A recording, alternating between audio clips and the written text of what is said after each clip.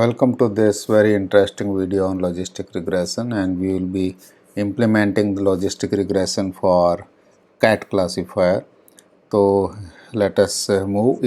ये वीडियो दो पार्ट में डिवाइडेड होगा। पहले पार्ट में हम थोड़ा सा क्विकली लॉजिस्टिक रिग्रेशन के बेसिक फंडामेंटल्स, मैथमेटिकल फंडामेंटल्स को पढ़ेंगे, जिसमें हम ये बेसिक इक्वेशंस पढ़ेंगे जो आपके सामने इस स्लाइड पे अवेलेबल हैं। पहली इक्वेशन आपके पास में प्रेडिक्शन निकालने के लिए loss function, binary cross entropy loss, और फिर डेरिवेटिव ग्रेडियंट डिसेंट इम्प्लीमेंट करने के लिए, और फाइनली हम वेट्स एंड बायसेस को अपडेट करेंगे जो पैरामीटर्स हैं। तो लॉजिस्टिक रिग्रेशन हम स्टैटिस्टिकल मॉडल है जो लॉजिस्टिक फंक्शन को यूज़ करता है बाइनरी क्लासिफिकेशन की प्रॉब्लम्स को सॉल्व करने के लिए।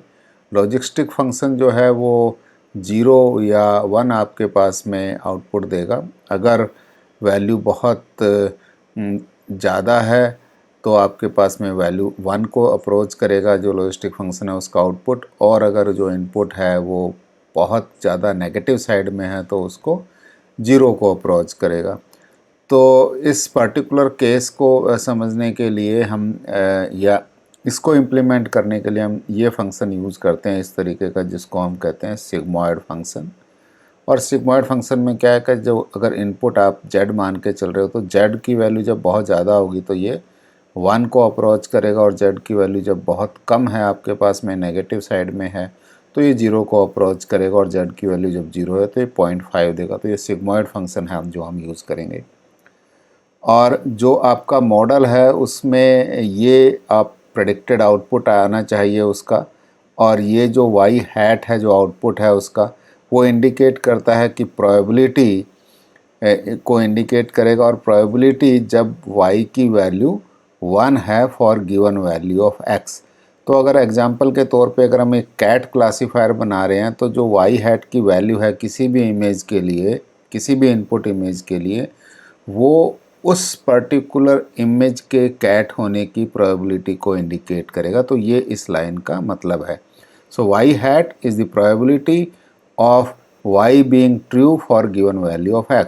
और ये लीनियर कॉम्बिनेशन है जो हमने लीनियर रिग्रेशन के मॉडल के केस में भी पढ़ा। It is w transpose x plus b, और जहाँ पे x की वैल्यू जो x की शेप है वो nx कोमा m रहेगा। nx नंबर ऑफ फीचर्स हैं और m आपके पास नंबर ऑफ ट्रेनिंग एग्जाम्पल्स हैं। तो जो डिफरेंस आएगा लॉजिस्टिक रिग्रेशन में, तो ये जो वैल्यू है इसको हमने इस सिग्मॉइड फंक्शन के थ्रू पास करके y प्रेडिक्ट करना है। और ये क्योंकि वो ज़रूरी भी इसलिए है क्योंकि जो आपके पास z की वैल्यू है वो कुछ भी हो सकती है, रियल नंबर हो सकता है, पर जो हमारे पास लॉजिस्टिक रिग्रेशन में हमको जो बाइनरी क्लास या ए क्लास को हमने प्रेडिक्ट करना है कि ये कैट है या नहीं है, तो ये बाइनरी क्लासिफिकेशन की प्रॉब्लम के लिए जो प्रोबेबिलिटी आपको चाहिए वो 0 से लेके हमेशा 1 के बीच में होगी, और इस रियल नंबर को 0 से 1 के बीच में कन्वर्ट करने के लिए हम ये सिग्मॉइड फंक्शन यूज़ करते हैं। तो ये वाली एक एडिशनल इक्वेशन है जो आपके पास में वैल्यू आएगी। और इस सिग्मॉइड फंक्शन को का जो ये मैथमेटिकल फॉर्म है वो ये एक्सपोनेंशियल फॉर्म है, और z अगर इनपुट है तो z की जगह हम लिख सकते हैं w transpose x plus b। और इससे आपको इस एक्सप्रेशन से भी आप निकाल सकते हो, जैसे जैसे z की वैल्यू अगर ज़्यादा होगी तो माइनस z है ये 0 को अप्रोच करेगा, और जो सिग्मा z की वैल्यू है इस 0 जब हो गए तो ये सिग्मा z की वैल्यू 1 होगी। और अगर ये माइनस इन्फिनिटी है तो जो e raise to power minus z है वो आपके पास प्लस इन्फिनिटी में कन्वर्ट हो जाएगा, e raise to power plus infinity. और जो सिग्मा ये वैल्यू बहुत ज़्यादा हो जाएगी, और जो सिग्मा की वैल्यू है सिग्मा z से वो वैल्यू 0 को अप्रोच करेगी। तो ये ही इसका आउटपुट है। इफ़ यू रिमेंबर, तो हमने एक शुरू का जो वीडियो है हमने जिसमें मैथमेटिकल फंक्शंस ड्रॉ किए थे तो उसमें सिग्मॉइड फंक्शन को हमने प्लॉट करके भी बताया था। लॉजिस्टिक रिग्रेशन का मॉडल हम एक इसको सिंगल न्यूरॉन मॉडल की तरह से इम्प्लीमेंट कर रहे हैं। तो आपके पास में जितने भी फीचर हैं, चाहे वो इस पर्टिकुलर केस में वैसे हम जो कैट का एग्जांपल हम सॉल्व करेंगे जब हम पाइथन इम्प्लीमेंटेशन करेंगे, तो जो भी पिक्सेल्स हैं वो आपके पास में फीचर्स हो जाएंगे, और वो वेट्स कॉरेस्पॉन्डिंग वेट्स रहेंगे, बायस के साथ वो एडिशन होगा और आपके पास में वाई प्रेडिक्शन मिलेगा। जो मैट्रिक्स नोटेशंस हम वही यूज़ करेंगे, जितने भी फीचर्स हैं वो आपने एक कॉलम में सेट करने हैं, जितने भी ट्रेनिंग एग्जांपल्स हैं वो आपने कॉलम वाइज स्टैकिंग करना है, चाहे वो फीचर वेक्टर हो, चाहे वो आउटपुट लेबल हैं, और इसी तरीके से जो वेट्स हैं वो भी हमने जो फीचर जितने भी आपके पास वेट्स हैं फीचर के हिसाब से वो आपने एक ही कॉलम के अंदर अरेंज करने हैं डिफरेंट रोज़ में। तो अगर हम जब इनको सब्स्टिट्यूट करेंगे तो हम इस तरीके से लीनियर कॉम्बिनेशन बना सकते हैं, और फाइनली जो आपके पास में इक्वेशंस आएगी, you go through the different steps जो इसमें दिए हुए हैं, ये आपके पास में इक्वेशन आएगी जो हमने इम्प्लीमेंट करनी है। जहाँ पे ये जो वैल्यू है अंदर वाली, इसको हम जेड जो लीनियर कॉम्बिनेशन है वो बोलेंगे, और जो वाई प्रेडिक्शन है वो सिग्मॉइड के थ्रू एक्टिवेट करेंगे उसको, जिसको हम एक्टिवेटेड आउटपुट भी बोल सकते हैं, और सिग्मॉइड है वो एक एक्टिवेशन फंक्शन की तरह यहाँ काम करेगा। तो इसको हम ए भी बोल सकते हैं जो इसका आउटपुट है, और ये सिर्फ सिंगल न्यूरॉन के केस में, अदरवाइज़ इसको हम बोलेंगे एक्टिवेटेड आउटपुट, जैसे ही हम actually multi layer neural network पे जाएंगे। लॉस फंक्शन जैसे मैंने बताया था आपको कि इसमें हम binary cross entropy loss use करेंगे, और जो हमारे पास में क्रॉस एंट्रोपी लॉस का जो फार्मूला होता है, जनरलाइज फार्मूला होता है क्रॉस एंट्रोपी लॉस निकालने का, वो हमारे पास सिग्मा i1 से लेके m तक, और जितनी भी क्लासेज हैं वो क्लासेस तक, और यहाँ पे जो आपके आउट लेबल रहेगा, और उसके बाद में लॉग ऑफ जो आपका प्रेडिक्शन है वो रहेगा। तो ये वैल्यू हैं, ये जे यहाँ सबस्क्रिप्ट में जाएगा, जितनी भी क्लासेज हैं उनका सबका सम हो जाएगा। अब यहाँ पे दो क्लासेज हैं, इसलिए जो आपके पास इसका आउटपुट आएगा, अगर मैं इसको एक बार कोई इग्नोर कर दूं तो हमारे पास आउटपुट आएगा जो पहली क्लास है, अगर वो हम y से प्रेडिक्ट कर रहे हैं, और उसके बाद में log y प्रेडिक्टेड i, और m अगर हम इसको लेके चलते हैं, इग्नोर करते हैं, तो आपके पास जो दूसरी क्लास का समेसन आएगा वो, क्योंकि ये अगर पहली क्लास है तो दूसरी क्लास की प्रोबेबिलिटी 1 माइनस वाई होगी, और log 1 माइनस वाई हैट। तो ये आपके पास में इक्वेशन आ जाएगी, जो ये सेम इक्वेशन है। तो इसको हम देख भी सकते हैं कि अगर हम क्योंकि हमारा जो मेन है एम है कि भाई हमने लॉस को मिनिमाइज़ करना है, let us assume that y is equal to 1, इसका मतलब जो लेबल है वो आपके पास में 1 है। अगर हम इसको कैट के एग्जांपल से लेके चलते हैं, तो जो इमेज अभी हम मॉडल के अंदर दे रहे हैं वो कैट की इमेज है, और इसमें जैसे ही हम y को सब्स्टिट्यूट करेंगे तो यहाँ पे वैल्यू 0 हो जाएगी, और आपके पास में जो फाइनल एक्सप्रेशन आएगा लॉस का वो ये माइनस लॉग वाई हैट आएगा। और क्योंकि इसको हमने मिनिमाइज़ करना है, तो ये मिनिमाइज़ तभी होगा जब ये पास इसकी वैल्यू बहुत ज़्यादा होगी, और मैक्सिमम प्रोबेबिलिटी की वैल्यू 1 हो सकती है, तो ये 1 से ज़्यादा तो जाएगा नहीं। तो इस तरीके से आपको इसको मिनिमाइज़ करने के लिए इसको वाई हैट की वैल्यू को आपको इंक्रीज करेगा, आपका मॉडल पेनलाइज करेगा, और उस हिसाब से आप लॉस कम से कम करोगे। और इसी तरीके से कन्वर्सली अगर y की वैल्यू 0 है, मतलब जो इमेज आप दे रहे हैं वो एक नॉन कैट की इमेज है, तो हमारे पास में जो लॉस की वैल्यू आएगी उसका एक्सप्रेशन ये आएगा। और इसको क्योंकि आपने मिनिमाइज़ करना है तो इसको मैक्सिमाइज़ करना पड़ेगा, इसको मैक्सिमाइज़ करने के लिए इसको मिनिमाइज़ करना पड़ेगा वाई हैट को, और जो आपका मॉडल की जो प्रेडिक्शन है वो एक्चुअल प्रेडिक्शन की तरफ जाएगी, 0 की तरफ, when we will be minimizing y hat. तो ये इसका इंट्यूशन है इसको बाइनरी क्रॉस एंट्रोपी लॉस को यूज़ करने का।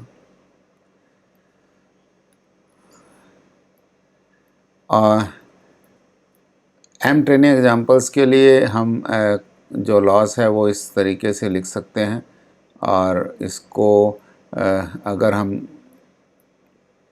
अपडेट की बात करेंगे तो जो भी आपके पास में जो लॉस की वैल्यू आएगी, जो कॉस्ट की जो वैल्यू आएगी, और उसके हिसाब से आपने W इसको मिनिमाइज़ करके W और B को अपडेट करना है। और मिनिमाइजेशन के लिए हमको ग्रेडियंट निकालने हैं, तो ग्रेडियंट हम इनके निकाल सकते हैं। जैसे आपने पिछली जो लीनियर रिग्रेशन के केस में भी ये हमने डिस्कस किया था, जो हम लॉस फंक्शन या कॉस्ट फंक्शन का विद रिस्पेक्ट टू वेट्स और बायसेस हमने डेरिवेटिव निकाले थे। तो इस बार थोड़ा सा डिफरेंट है, क्योंकि लास्ट टाइम में जब हम लीनियर रिग्रेशन की प्रॉब्लम कर रहे थे तो वहाँ पे हमारे पास ये एक्टिवेशन फंक्शन का पार्ट नहीं था, तो ये एक एडिशनल पार्ट है। आउटपुट आपका ये लॉस है जो एक्टिवेशन और वाई पे डिपेंड करेगा, और वाई तो एक कांस्टेंट वैल्यू है जो आपको इनपुट के थ्रू आएगी, और जो ए की वैल्यू है it is function of Z, and Z is a function of W and B and X, no doubt. So ये आपके डिफरेंट फंक्शंस होंगे। तो जो लॉस को जब आप वेट के साथ डिफरेंशिएट करोगे तो लॉस डायरेक्टली ए पे डिपेंडेंट है, तो ये ए के विद रिस्पेक्ट टू डिफरेंशिएट होगा। ए जेड पे डिपेंडेंट है तो आप यहाँ से डेल ए और डेल जेड निकाल सकते हो। जेड डब्ल्यू पे डिपेंडेंट है तो आप डेल जेड ओवर डेल डब्ल्यू निकाल सकते हो। तो इनको हम सेपरेटली एक एक को करते हैं जिससे थोड़ी सी हमारे को आसानी हो जाए समझने में। तो पहले ये लॉस को या कॉस्ट को अगर हम जब सारी कॉस्ट ऐड कर देंगे तो हम विद रिस्पेक्ट टू ए अगर डिफरेंशिएट करेंगे तो लॉस का हमारे पास फंक्शन यहाँ पे है। इसको अगर मैं with respect to a differentiate करूँ तो वाई बाई ए, क्योंकि लॉग एक्स इज़ 1/x, तो ये इस तरीके से आपके पास में minus Y by A plus 1 minus X 1 minus A आ गया। अब ये माइनस जो इसके साथ माइनस है वो अंदर जब जाएंगे तो यहाँ माइनस आना चाहिए, पर क्योंकि विद रिस्पेक्ट टू जब आप ए करोगे तो माइनस ए का जो डिफ्रेंशिएशन है वो भी -1 आएगा, तो इसलिए ये वैल्यू +1 हो गई है। और डेल ए और डेल जेड जो आपके पास में, इसको आपने डिफ्रेंशिएट करना है please, and accordingly we can find the final expressions for calculating the derivatives, and finally we can write the different expressions for the forward propagations and the backward propagation। तो backward propagation का जो आपके पास में final आएगा for am training examples वो इस तरीके से आएगा। तो सिमिलर टाइप के ही आपके जो एक्सप्रेशंस थे इफ़ यू रिमेंबर वो लीनियर रिग्रेशन के केस में भी थे। तो अगर आपको कुछ कन्फ्यूजन है तो लीनियर रिग्रेशन का भी आप दोबारा से वीडियो देख सकते हो, अदरवाइज़ आप डायरेक्टली जो इसको पॉज करके इन एक्सप्रेशंस को समझ सकते हो। तो ये 1 अगर हम ले रहे हैं तो आपके पास में ये इक्वेशन आ गई, और फिर हमने इसका ट्रांसपोज और इसको जब मल्टीप्लाई करेंगे तो आपके पास में ये एक जो लीनियर कॉम्बिनेशन है इस पहले फीचर का, सारे ट्रेनिंग एग्जांपल्स का, इसके डिफरेंस के साथ में ऐसे ही दूसरे का, थर्ड का एंड सो ऑन। तो इसको अगर आप क्लब करेंगे सभी पार्शियल डिफरेंशिएशन को विद रिस्पेक्ट टू वेट्स, तो you will get this type of expression, and finally this can be converted into the feature matrix and y minus y transpose, क्योंकि y जो है वो 1, m का matrix है, array है, y hat भी 1, m का है, तो y हैट -1 माइनस y भी y 1, m का होगा। अब यहाँ पे जो आ रहा है ये m, 1 का आपके पास में आ रहा है, तो इसलिए आपको इसको ट्रांसपोज करना पड़ेगा, और जो कैपिटल X है वो nx, m है, और ये जो ट्रांसपोज आएगा वो m, 1 आपके पास में आएगा। तो इसी तरीके से जो dw आपने निकालना है, तो db जब आपने निकालना है तो डायरेक्टली, क्योंकि सम है यहाँ पे, तो जो समेसन था वो डॉट प्रोडक्ट में आपके पास में आ गया, पर यहाँ आपको सम कोई डॉट प्रोडक्ट के थ्रू नहीं आपको मिल रहा है, तो आपको डायरेक्टली np डॉट सम का फॉर्मूला लगाना पड़ेगा इसको इम्प्लीमेंट करने के लिए, और इसके लिए आप np डॉट का फॉर्मूला लगाओगे इम्प्लीमेंट करने के लिए। तो ये कुछ बेसिक से कॉन्सेप्ट्स थे जो आपको समझने ज़रूरी हैं इसके लिए, लॉजिस्टिक रिग्रेशन को इम्प्लीमेंट करने के लिए।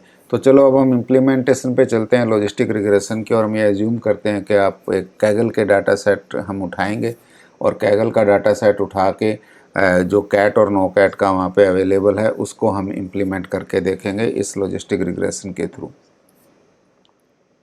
तो इसके कुछ स्टेप्स हैं वो बहुत स्टैंडर्ड हैं, पहले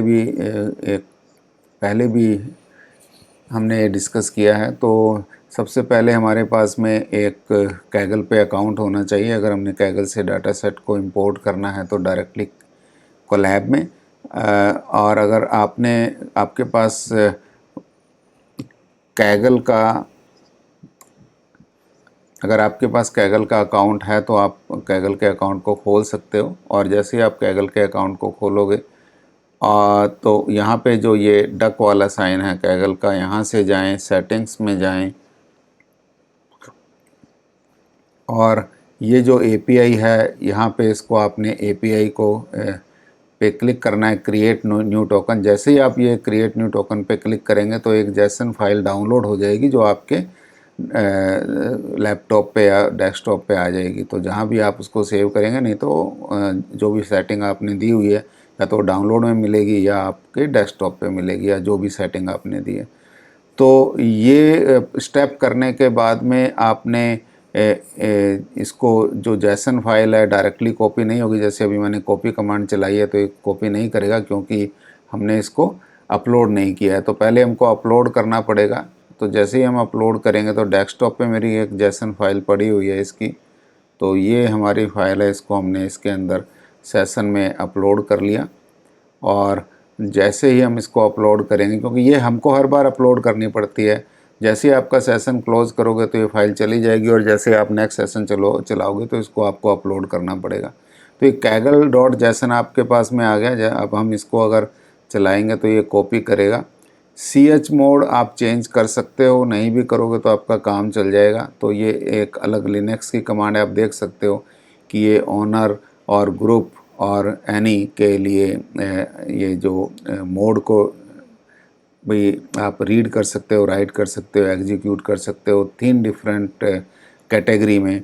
जो आपका ओनर है, जो ग्रुप अगर आप कुछ लेकर चल रहे हो या आपके पास में किसी भी यूज़र के लिए, तो वो आप यहाँ से सेट कर सकते हो। और डाटा सेट को डाउनलोड करने के लिए आप ये कमांड रन करोगे। आप कैगल पे जाके भी किसी भी डाटा सेट को देख भी सकते हो। अगर किसी कंपटीशन का डाटा सेट भी आप डाउनलोड कर सकते हो। कंपटीशन के डाटा सेट को डाउनलोड करने के लिए वो तभी डाउनलोड होगा जब आपने उसको वहाँ पे उसकी टर्म्स एंड कंडीशंस को एक्सेप्ट किया होगा, नहीं तो डाउनलोड नहीं होगा। अगर आप मैं इसको रिफ़्रेश करूँगा तो आप देखोगे ये कैट नोकैट डॉट जिप कैगल से डाउनलोड हो गया है। अब इसको हमको अनजिप करेंगे तो अनजिप करने की एक कमांड है, डायरेक्टली हम इसको अनजिप कर लेंगे। एक्चुअली प्रेजेंट वर्किंग डायरेक्टरी है। इस प्रेजेंट वर्किंग डायरेक्टरी में ये इसको अनजिप करेगा 2 फोल्डर के 2 फाइल्स के साथ में।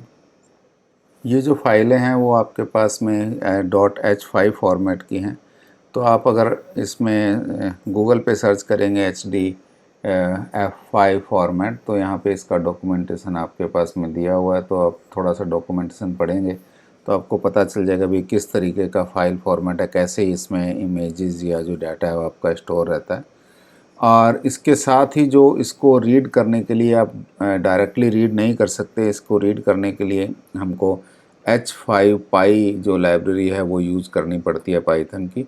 इसका डॉक्यूमेंटेशन भी यहाँ पे दिया हुआ है। तो इसमें भी आप थोड़ा सा जो अगर डिटेल में इसके बारे में जानना चाहें भी किस तरीके से ये यूज़ होगा और क्या क्या इसमें आपके पास में एडिशनल फीचर्स हैं जो आप इसको कैसे यूज़ कर सकते हो।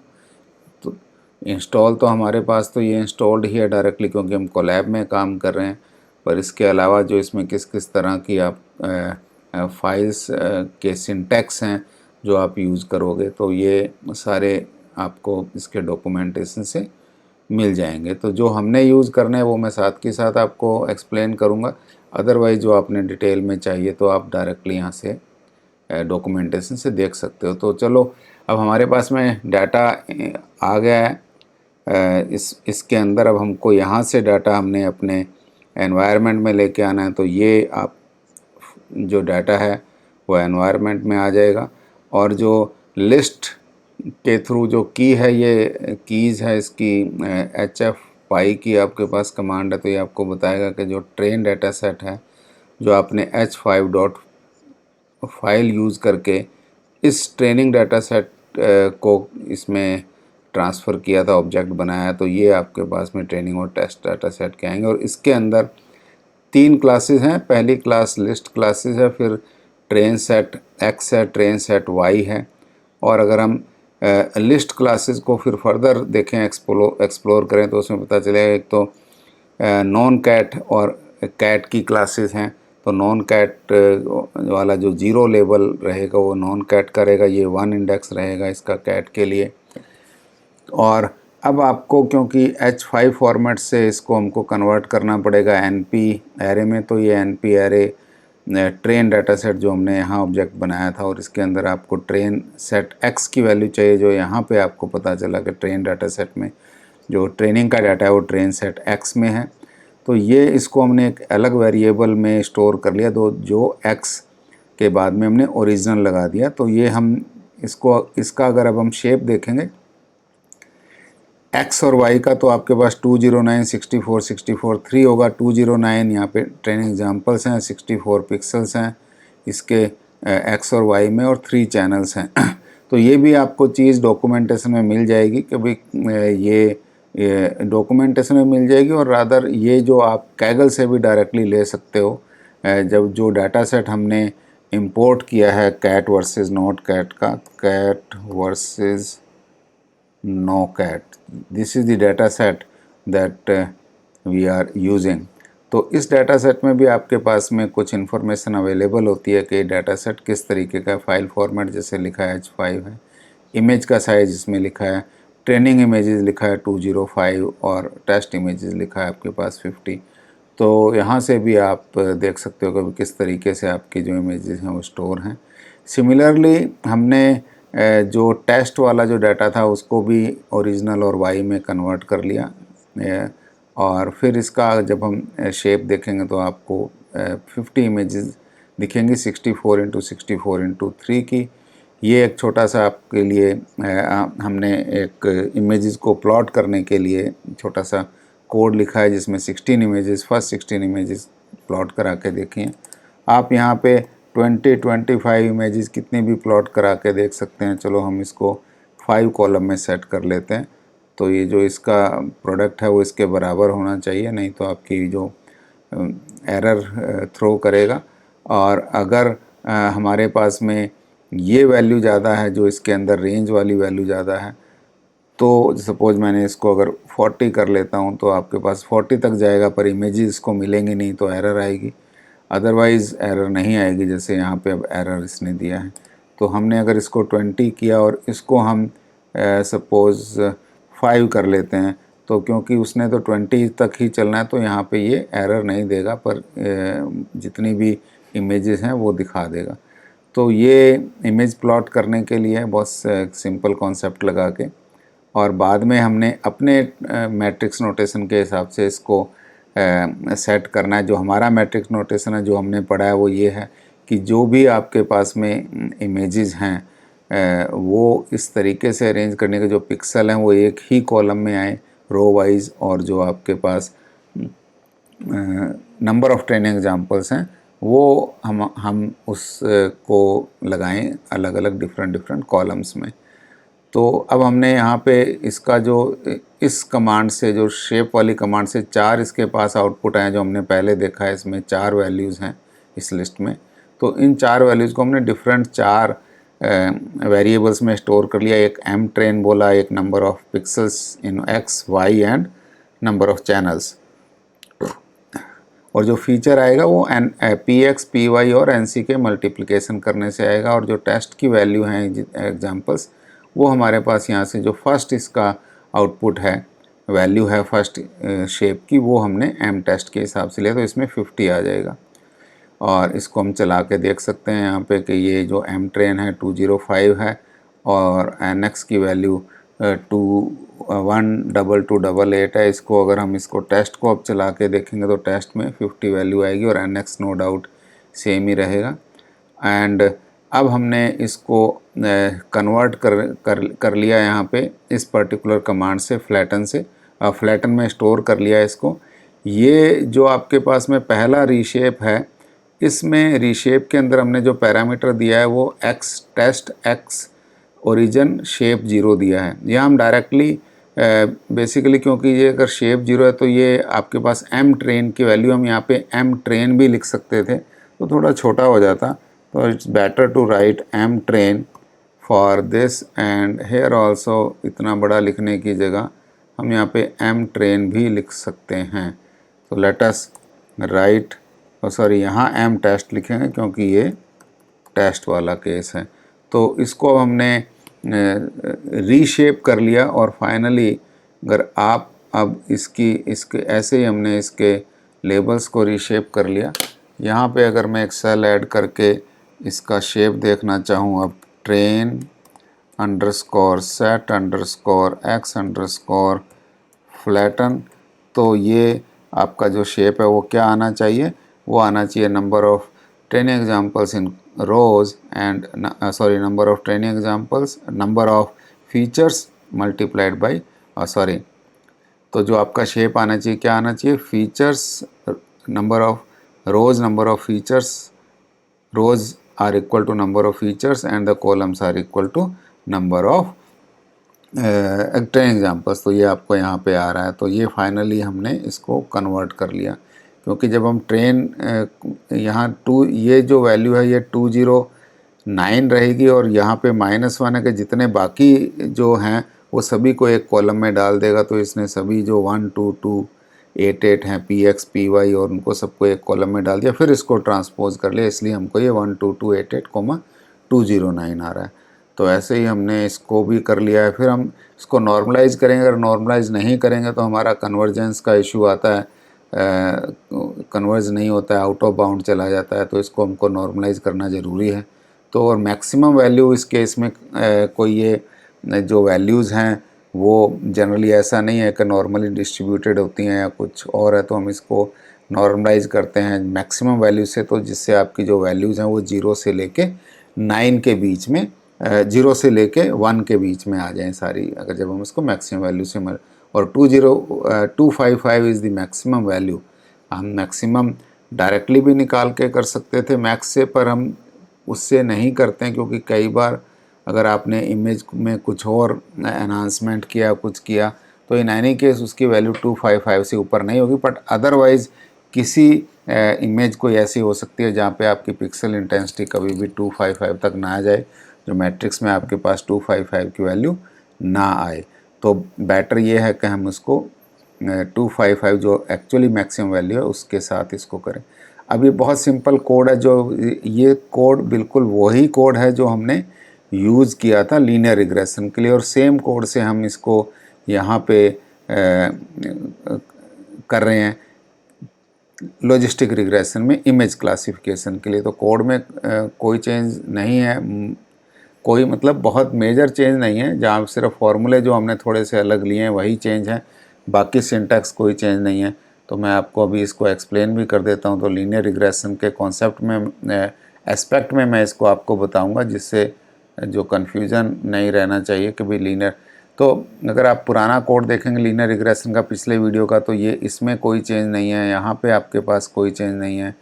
यहाँ हमने लीनियर रिग्रेशन के केस में जो हमारे पास सिंगल न्यूरॉन का केस था, सिंगल फीचर के साथ में हमने साइज के साथ में किया था, तो यहाँ हमने 1 लिया था, इस बार हम nx ले रहे हैं नंबर ऑफ़ फीचर्स के लिए। ये इक्वेशन एग्जैक्टली वैसे ही है, सिर्फ z को लीनियर रिग्रेशन के केस में हमने y कैप के साथ में डिनोट किया था। यहाँ जो y हैट है ये एक एक्टिवेटेड आउटपुट आएगा, तो इसको सिग्मॉइड के साथ हमने लगा रहे हैं। कॉस्ट फंक्शन की वैल्यू हमारी चेंज हो गई है, क्योंकि cost function as such store करना ज़रूरी नहीं होता है, पर क्योंकि हमने इसको प्लॉट करना होता है तो इसलिए हम इसको स्टोर कर लेते हैं, अदरवाइज़ इसको स्टोर करने की ज़रूरत नहीं है। पर आप डायरेक्टली कॉस्ट फंक्शन को इस फॉर्मूले के थ्रू निकाल सकते हो सभी ट्रेनिंग एग्जाम्पल पे सम करके। अगर हमने थोड़ा सा ध्यान है तो हमने जो इसकी जो DW निकाला था उसके लिए हमने x और y हैट माइनस y का आपने ट्रांसपोज का डॉट प्रोडक्ट लिया, तो ये डॉट प्रोडक्ट का ही इम्प्लीमेंटेशन है कि हमने यहाँ पे डॉट प्रोडक्ट लिया है x नॉर्मल वैल्यू और y माइनस y हैट को, और सभी के लिए फिर m ट्रेन से डिवाइड कर दिया है। इसी तरीके से जो dB की वैल्यू है वहाँ पे आपने सम के साथ में इसको कनेक्ट करना है। w और b की वैल्यू हमने यहाँ पे अपडेट किया है। तो ये एक सेम कोड है, कोई इसमें चेंज नहीं है, सिर्फ यहाँ पे फॉर्मूले में चेंज है। रादर DW और DB के फॉर्मूले में भी कोई मेजर चेंज नहीं है। तो बहुत सिंपल कोड है, इसको हम चला सकते हैं डायरेक्टली। अगर मैं इसको रन करके देखूँगा तो आपके पास में जो वैल्यूज़ हैं वो अभी ये ट्रेन कर रहा है इसको, और ट्रेन करके आपके पास आउटपुट आएगा। तो मैं इस आउटपुट को यहाँ पे डिलीट कर देता हूँ, तो जिससे आपके पास जो फाइनल आउटपुट, फाइनली ये कॉस्ट की वैल्यू हमने प्रिंट कराई है, लास्ट कॉस्ट की वैल्यू, तो इसने लास्ट कॉस्ट की वैल्यू प्रिंट किया 0.06। हम इसको प्लॉट करके देख सकते हैं कि किस तरीके से हमारा ट्रेनिंग का एस्पेक्ट चला है। तो this is how we train. अभी हम इसमें और अगर ट्रेनिंग बढ़ाएंगे, इटरेशन बढ़ाएंगे, तो स्टिल इसकी कॉस्ट की वैल्यू और कम हो सकती है, और बाकी हम लर्निंग रेट के को भी थोड़ा सा वेरी करके देख सकते हैं। अगर हमने ये मॉडल को यूज़ करना है प्रेडिक्ट करने के लिए, तो हम एक प्रेडिक्ट फंक्शन बनाया जिसमें वाई हैट को जो जेड की वैल्यू पहले हमने कैलकुलेट की और उसके बाद में ए की वैल्यू कैलकुलेट की, और उसके लिए हमने फाइनली जो भी डाटा हम यहाँ भेजेंगे, input data W, B, X और M का, और उसके हिसाब से आपने वाई हैट की वैल्यू आपको ये आउटपुट देगा। अब इसके अंदर हमने वाई हैट, क्योंकि फाइनली आपको 0 और 1 में कन्वर्ट करना है, तो यहाँ जो हमने थ्रेशोल्ड लगाया वो 0.5 का लगाया। इस थ्रेशोल्ड को आप चेंज भी कर सकते हो। अगर बहुत ज़्यादा एक्यूरेट प्रिसाइज चाहते हो तो हम यहाँ पे जो थ्रेशोल्ड है वो 0.7, 0.8 भी लगा सकते हैं।